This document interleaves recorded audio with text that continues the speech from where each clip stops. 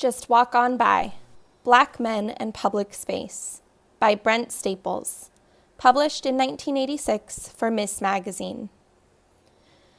My first victim was a woman, white, well-dressed, probably in her early 20s. I came upon her late one evening on a deserted street in Hyde Park, a relatively affluent neighborhood in an otherwise mean, impoverished section of Chicago. As I swung onto the avenue behind her, there seemed to be a discreet, uninflammatory distance between us. Not so. She cast back a worried glance.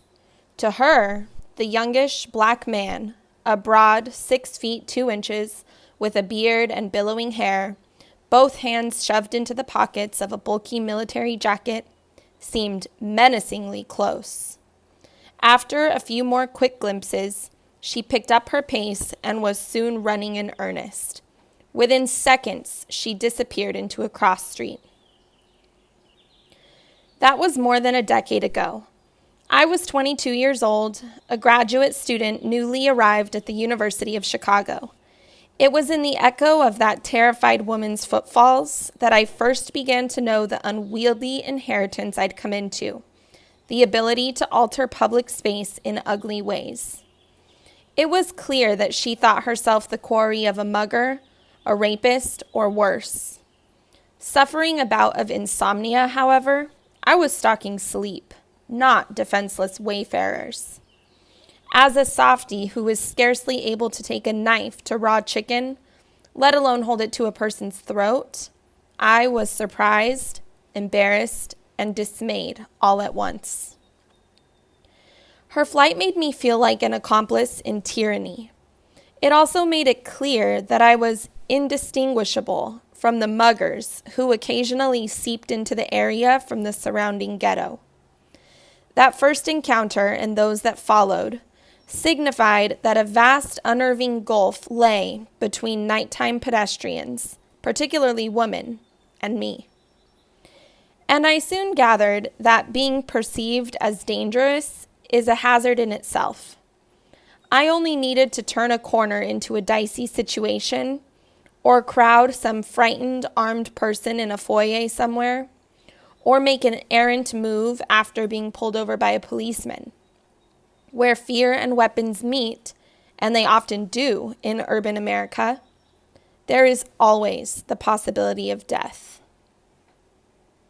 In that first year, my first away from my hometown, I was to become thoroughly familiar with the language of fear. At dark, shadowy intersections, I could cross in front of a car stopped at a traffic light and elicit the thunk, thunk, thunk, thunk of the driver, black, white, male, or female, hammering down the door locks. On less traveled streets after dark, I grew accustomed to, but never comfortable with, people crossing to the other side of the street rather than past me. Then there were the standard unpleasantries with police, doormen, bouncers, cab drivers, and others whose business it is to screen out troublesome individuals before there is any nastiness. I moved to New York nearly 2 years ago, and I have remained an avid night walker. In central Manhattan, the near-constant crowd cover minimizes tense one-on-one street encounters. Elsewhere, in Soho, for example, where sidewalks are narrow and tightly spaced buildings shut out the sky, things can get very taut indeed. After dark, on the Warren-like streets of Brooklyn where I live, I often see women who fear the worst from me. They seem to have set their faces on neutral, and with their purse straps strung across their chests bandolier style, they forge ahead as though bracing themselves against being tackled. I understand, of course, that the danger they perceive is not a hallucination. Women are particularly vulnerable to street violence, and young black males are drastically overrepresented among the perpetrators of that violence. Yet these truths are no solace against the kind of alienation that comes from being ever the suspect, a fearsome entity with whom pedestrians avoid making eye contact. It is not altogether clear to me how I reached the ripe old age of 22 without being conscious of the lethality nighttime pedestrians attributed to me. Perhaps it was because in Chester, Pennsylvania, the small, angry industrial town where I came of age in the 1960s, I was scarcely noticeable against a backdrop of gang warfare, street knifings, and murders.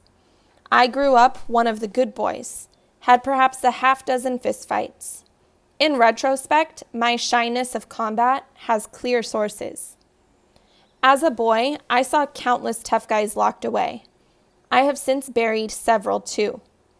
They were babes, really. A teenage cousin, a brother of 22, a childhood friend in his mid-20s, all gone down in episodes of bravado played out in the streets. I came to doubt the virtues of intimidation early on. I chose, perhaps unconsciously, to remain a shadow, timid, but a survivor. The fearsomeness mistakenly attributed to me in public places often has a perilous flavor. The most frightening of these confusions occurred in the late 1970s and early 1980s when I worked as a journalist in Chicago. One day, rushing into the office of a magazine I was writing for with a deadline story in hand, I was mistaken for a burglar. The office manager called security, and with an ad hoc posse, pursued me through the labyrinthine halls, nearly to my editor's door. I had no way of proving who I was. I could only move briskly toward the company of someone who knew me. Another time, I was on assignment for a local paper and killing time before an interview. I entered a jewelry store on the city's affluent near North Side. The proprietor excused herself and returned with an enormous red Doberman pinscher straining at the end of a leash. She stood, the dog extended toward me, silent to my questions, her eyes bulging nearly out of her head. I took a cursory look around, nodded, and bade her good night. Relatively speaking, however, I never fared as badly as another black male journalist.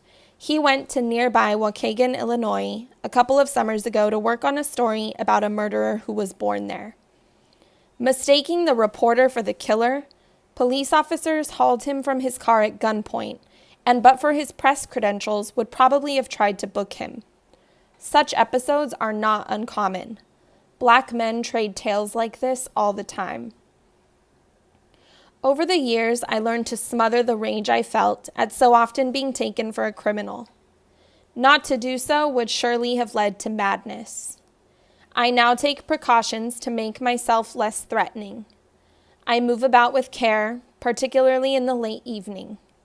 I give a wide berth to nervous people on subway platforms during the wee hours, particularly when I have exchanged business clothes for jeans.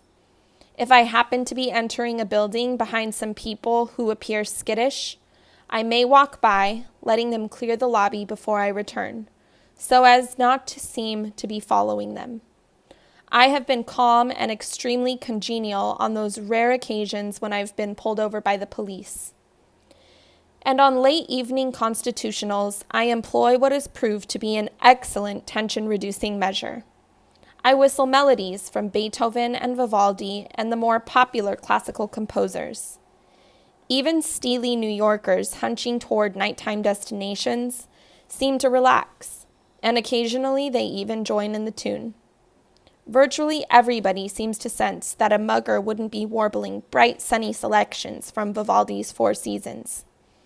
It is my equivalent of the cowbell that hikers wear when they know they are in bear country.